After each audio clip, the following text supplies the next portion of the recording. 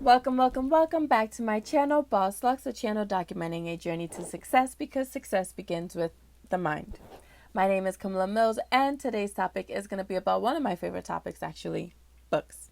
Now, before I get into this, I just want to say, if you lend out books, just expect to not get them back. I said, all right, I'm going to make a video today about books. Let me get all my books handy so I have them on hand. Soul searched this whole house looking for my books, and then I even came to a realization after a couple hours they weren't even in the house to begin with.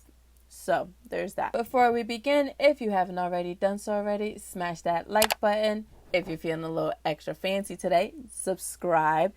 If you're not, you can still subscribe. It's free and it helps my channel immensely. Thanks. So I'm actually really big on self-improvement books, but every now and again I do like to dive into a good fiction book. I love fiction books for the simple fact that when you start reading them, you're not really yourself. You're the main character. You're viewing the world from the character's eyes. So fun fact, I actually really used to hate reading. I felt like I read way too slow. And I felt like I really had the attention span of a gnat. It used to take me forever to get through books. But if you're uncomfortable doing something, what do? You do it more. Eventually, next thing you know, you're reading 500 pages like Mr. Warren Buffett, right? Exactly. So, back to my list of must-read books of 2020. They're in no particular order, but the first book I have on my list is a very well-known book, actually, which I'm sure if you haven't already read it, you've probably heard of it because it's pretty much everywhere. But that is Rich Dad, Poor Dad by Robert Kiyosaki.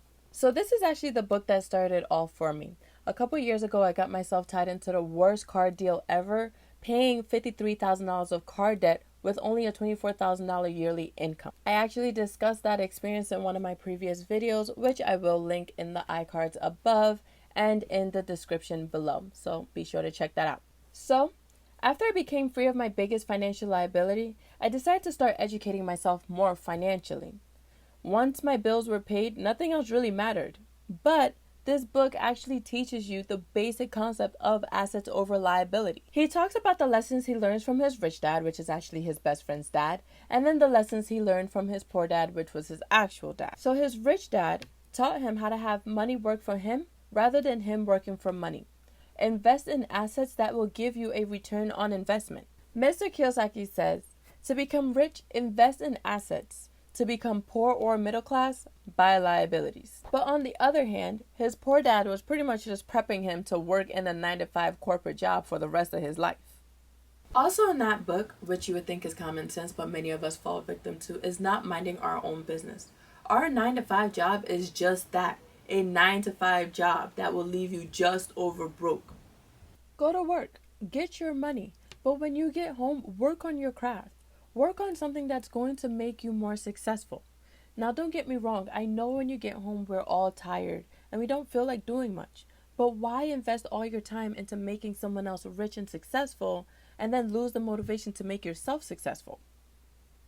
Next book on the list is Think and Grow Rich by Napoleon Hill.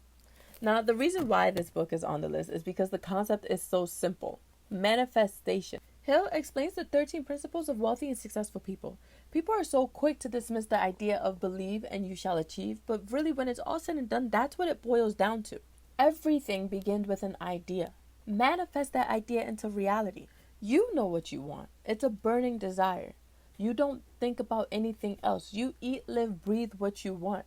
And if you think about it hard enough, you will actually achieve it and it will happen. We are masters of our faith and we choose our purpose in life and how we obtain it by what we think. In your mind, you've accepted failure as a possibility. If you think of that possibility enough, it will eventually become your reality. Now, don't get me wrong. Failing at certain things is a part of life. You can't control it. But being overcome by failure is something we can control. The minute you let the thought of failure or defeat overcome that burning desire, you've let failure win. Don't give up. If you believe it will happen, it will happen. Next book is Richest Man in Babylon by George Samuel Clason, or Clayson. Not really sure how to pronounce it, but we're going with both. But this book is actually set 4,000 years ago in ancient times in Babylon. And as you can see, it's actually a pretty quick book to read. It doesn't take long at all. But I first came across this book in 2014, maybe 15. And I honestly couldn't even get past the first couple of pages because I hated reading so much. But after I read it, I didn't even realize someone had literally handed me the book to financial literacy. Probably one of the best financial advice from this book is to pay yourself first. By nature, we get paid, we pay our bills, and then we spend whatever is remaining. But instead of doing that, take 10% of your income, put that away. Use that remaining 90% to pay your bills, pay your taxes, whatever it is that needs to be paid. So who gets first dibs on your income? Taxes. They dip their fingers in your funds before you even see it. Then comes the bill collectors picking away at whatever is left, and then you spend your funds, the disposable income that you have, on everything else. But instead of doing that, personally, I know that taxes will be first taken out before I even see my check. Okay, fine. Nothing I can really do about that. But what I have my employer do is split my check into two. Part of it goes into my savings, part of it goes into my checking. So before I even get my funds have already transferred to my savings. Whatever's in my checking account is what the bill collectors pretty much get paid after I have paid myself. After you pay yourself first, reinvest that money to make you more money. And as you're doing that, don't forget to live within your means. So I actually read this next book not too long ago, and that's The Alchemist by Paulo Coelho. Just like The Richest Man in Babylon, it tells a story about a young shepherd boy who travels to find a treasure he dreamt of. He sets out to find the treasure after being told to do so. But the life lessons and the people he met along the way is the real treasure. These life lessons can be applied to our lives today. Biggest life lesson in that book is to go after your dreams. You know what you want, where you want to be, how you want to get there. Don't stop until you get there. It won't be easy, but once you get there, you won't regret it either because that's what you wanted. Another little lesson from that book is realizing that fear holds us back from doing so much. But getting over that fear is really the biggest part. Of course it's scary. You've never done this before. But with great risk comes great rewards. Every experience you learn while going after your dreams brings you closer to achieving them. Learn from those experiences. They happen for a reason. This last book, I'm almost certain a good majority of you have heard of it because this book was everywhere. Every windowsill in the bookstore, people were reading it on buses, planes, trains, everywhere. And that is The Subtle Art of Not Giving a F***. The Subtle Art of Not Giving a F*** by Mark Manson is a book about living a good life. When I first read this book, I was honestly repulsed. The first 2 pages, this guy drops like 20 F-bombs. Like, come on. But when you actually get past those couple pages, it's actually a pretty good book. We have one life to live. Don't be a jerk and just say F it to everything in life. No, say F it to the unimportant things in life. Because truth be told, there's no such thing as F it to everything in life. Even if it's just yourself that you care about, you still care about something. Maturity happens when you realize not everything requires your attention. Choose what's important to you because whether you realize it or not, you choose what to not give an F about and what's truly fuckworthy. This little paradox also stands out so much in that book, and that is the desire for more positive experience is in fact a negative experience, and the acceptance of one's negative experiences is a positive experience. Accepting your negative emotions makes you realize that there is a need for change. It nudges you into the right direction, whereas dwelling on always wanting positive experiences makes you depressed. People who are truly happy don't have to remind themselves that they're happy.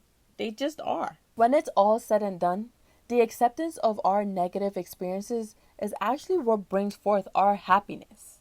This book also goes on to talk about our self-esteem and what it really is, fear of the truth and what the truth really means. Then, after it's all said and done, the one thing we can't avoid that awaits us is death. We will all die one day.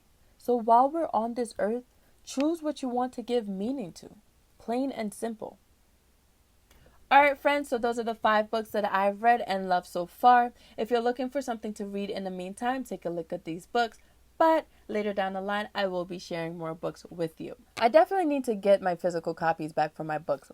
But if you've read any of these books, go ahead and comment below. Tell me how you liked it, what you learned from it. Definitely open for discussion. And if you have any book suggestions that you would like for me to take a look at, also open for discussion. Comment below what it is. Thank you guys again for watching my channel. Again, if you haven't done so already, go ahead and slam that like button, press that subscribe button if you haven't done so already. Appreciate you guys as always, and don't forget, success begins with the mind.